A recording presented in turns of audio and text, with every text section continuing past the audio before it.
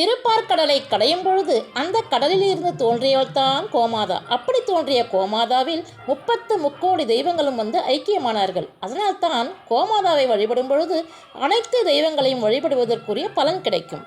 அதனால் பசுவை தொட்டு வணங்கினால் பாவங்கள் நீங்கி நல்வாழ்வு பெறுவார்கள் என்பது சாஸ்திர நியதி. மகாலட்சுமியின் ஸ்வரூபம் கோமாதாவின் பின்புறத்தில் இருக்கிறது. அதனால் தான் பசுவின் பின்புறத்தை தொட்டு பக்தர்கள் வணங்குகிறார்கள். கோமாதாவின் எல்லா இடங்களிலும் எல்லா தெய்வங்களும் நிறைந்து காணப்படுகிறார்கள்.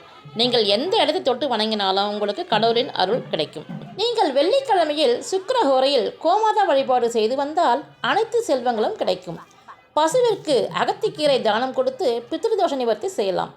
சகல பாக்கியங்களும் கிடைக்க பசுவை சேயாய் பாவித்து நீங்கள் அருகம்புல் கட்டும் கொடுத்து வரலாம்.